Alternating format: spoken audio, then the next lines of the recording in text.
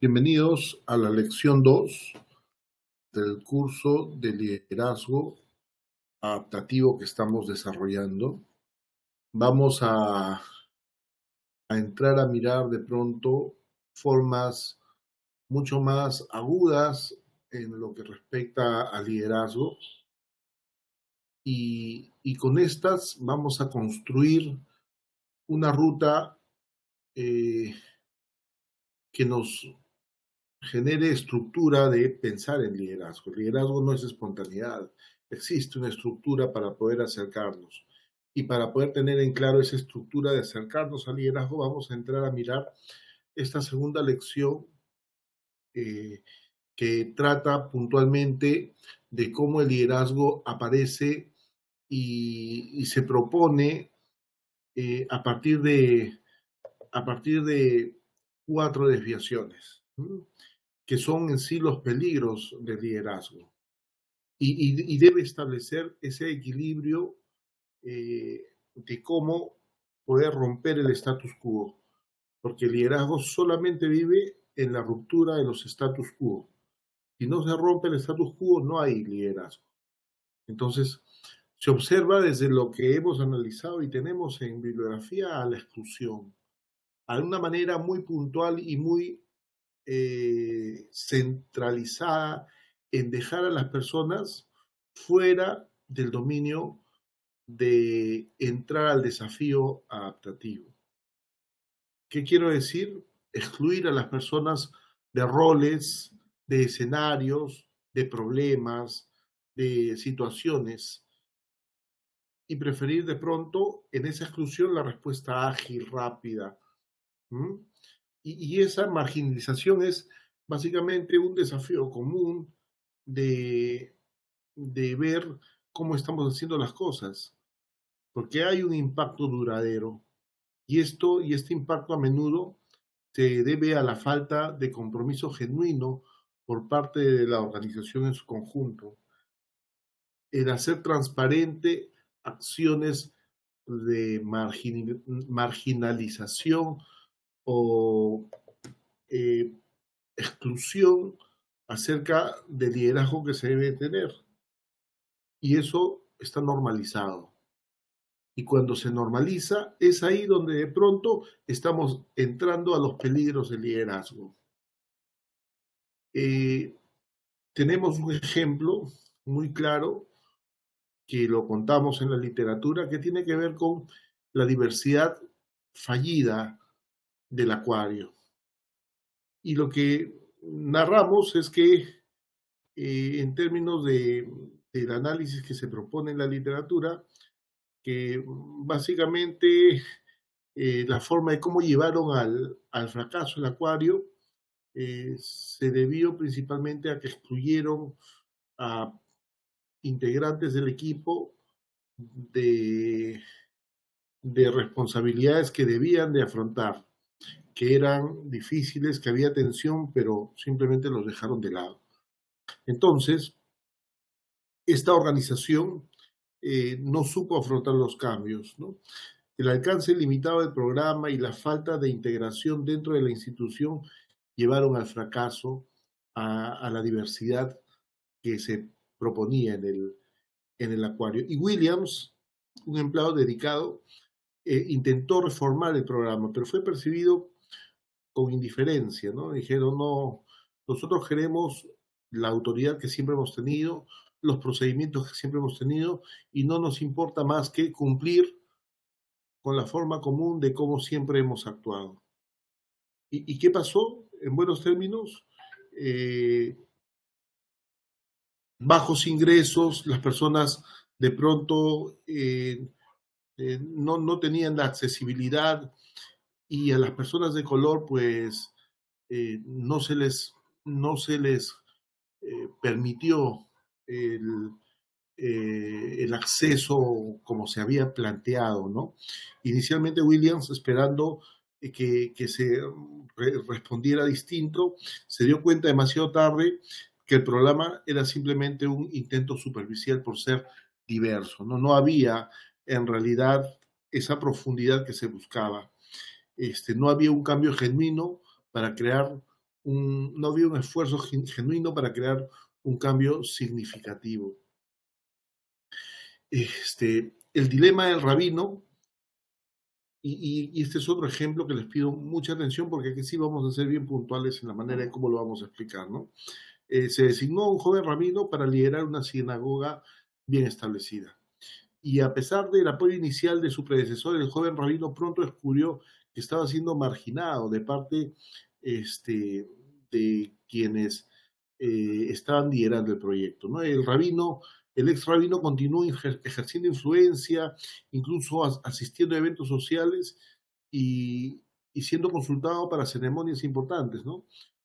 Sin embargo, esa esperanza de evitar conflictos y por esa esperanza de evitar conflictos mantuvo cierta distancia respetuosa. Incluso pospuso los cambios que había propuesto e imaginado, ¿no? Y finalmente él había colaborado, sin saberlo, a que la congregación, en ese sentido de no ser impetuoso, de buscar esos cambios, pues había colaborado a que la organización mantenga los status quo, ¿no? Esta transición prolongada debilitó su autoridad y finalmente renunció. Entonces, ese sentido de pronto aligerar, atenuar ciertas situaciones, lo que van haciendo es socavando, ¿no? Creando túneles que no sustentan las estructuras de arriba y en ese socavar, poco a poco, pues se van venciendo. Entonces uno dice, no, hay que ser oportunos, hay que esperar el momento. En algunos casos, sobre todo cuando el cambio está tan en vértice y es demasiado lo que tenemos y debemos afrontar, pues no podemos nosotros darnos esa espera de oportunidad y hay que afrontar, no hay que tomar al toro por las astas. Y es ahí donde de pronto aparece el liderazgo adaptativo, ¿no? Entonces, existe una segunda forma de desviación, que es la marginalización seductora. ¿Qué significa esto? Significa básicamente que a las personas solamente las vamos a enfocar en algo muy selecto, ¿vale? Porque decimos que estamos seducidos para que solamente haga eso. Pero al hacerlo, estamos dejándoles de lado y estamos evitando que se confronte y se entre a hacer la revisión del desafío adaptativo, ¿vale?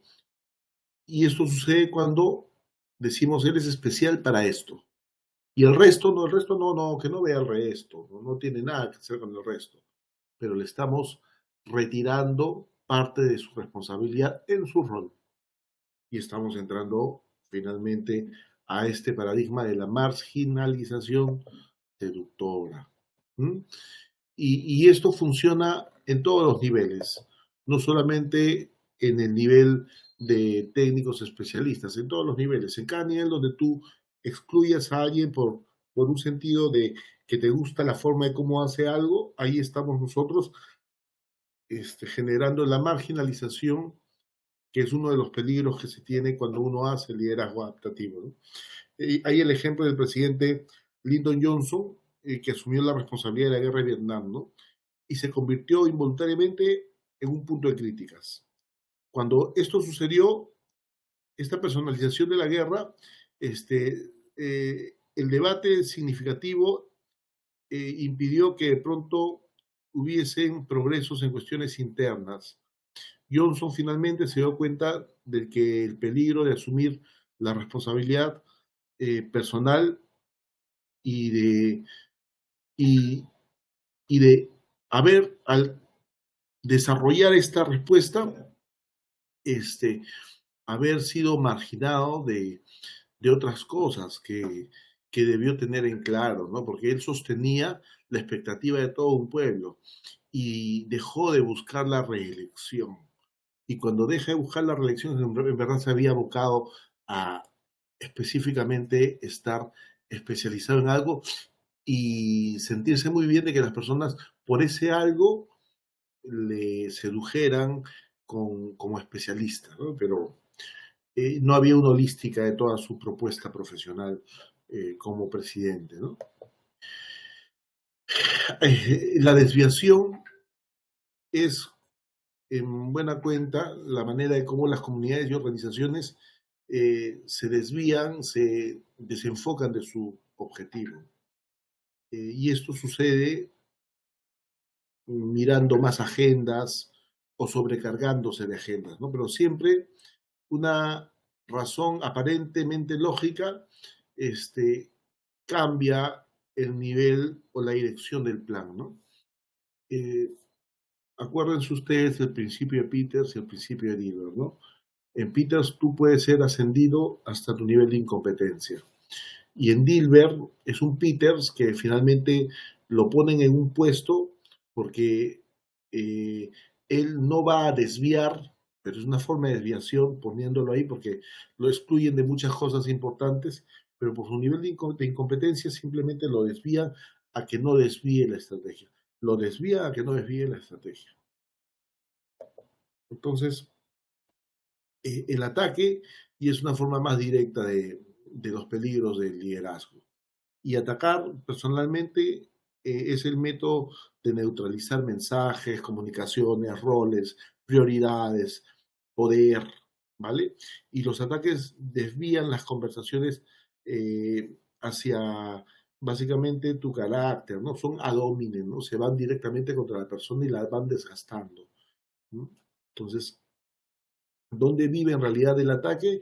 En el tiempo que te gastas en atender la atención, disculpen la redundancia, y dejar de lado el tema importante, ¿no? La esencia del trabajo que uno hace en liderazgo adaptativo, en el desafío adaptativo, ¿no? Acá se tiene el ejemplo de distracción, un proceso de distracción, ¿no? ¿Y qué se trabaja aquí? Se miran tres niveles, ¿no? La desviación a través de la violencia, el ataque personal en la política y la distorsión y ataque de los medios. Este proceso es la manera de cómo nos explican en la literatura cómo es que se ha enfrentado a hacer distracciones, desviar los intereses puntuales y esenciales por otros que de repente generen expectativas y confundan a las personas, ¿no? El ejemplo de Clinton que se tuvo, ¿no? Los ataques personales contra Clinton tuvieron éxito y sirvieron para desviar significativamente la atención de los problemas reales a su personalidad.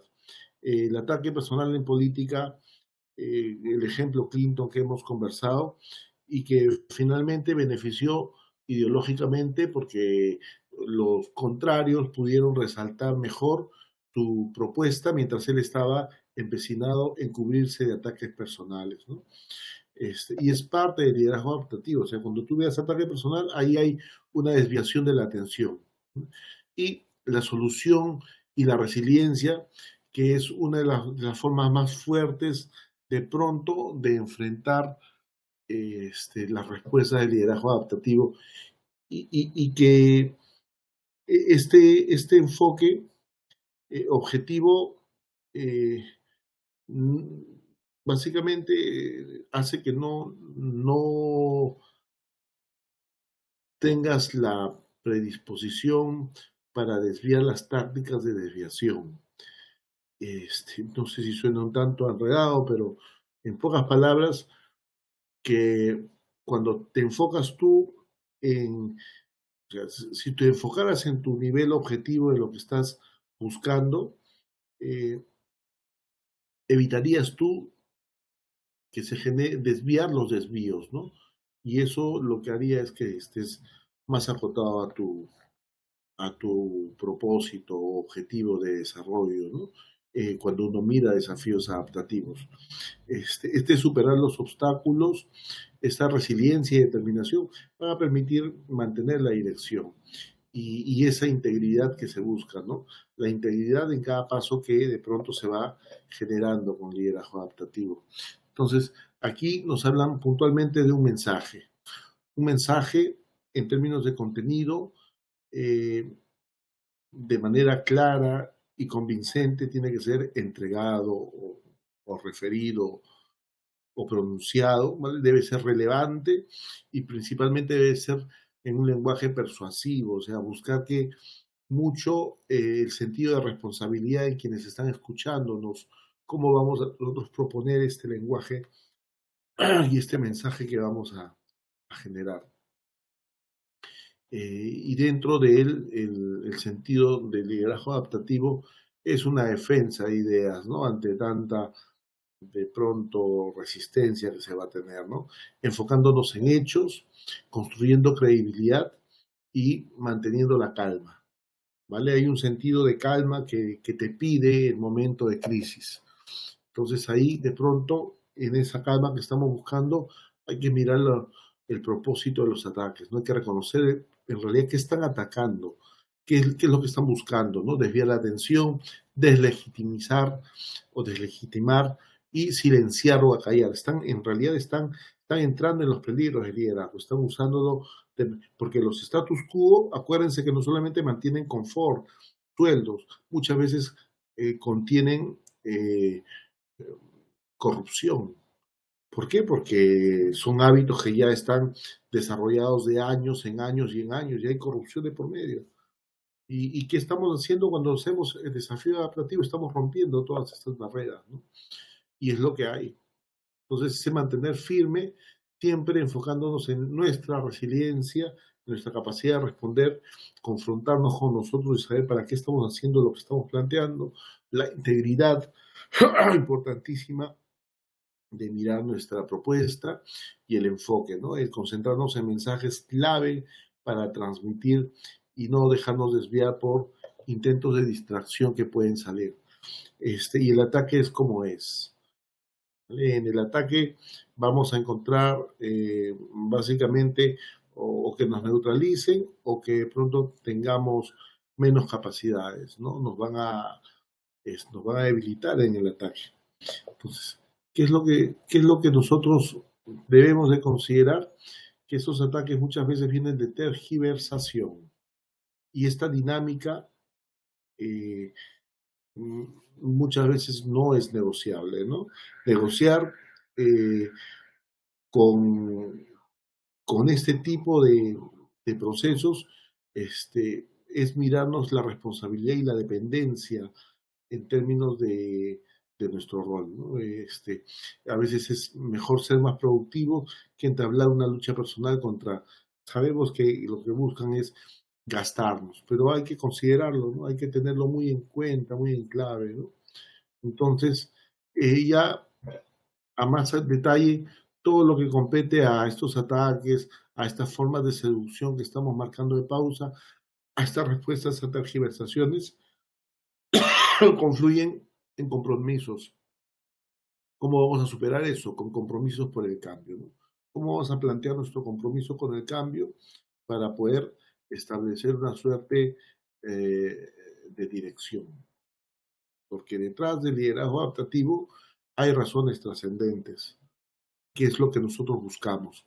Y para eso nosotros hemos observado estos 4 obstáculos que de pronto hay que tenerlos bien mapeados y muy claros en nuestra propuesta profesional. Muchas gracias, nos vemos en la siguiente lección.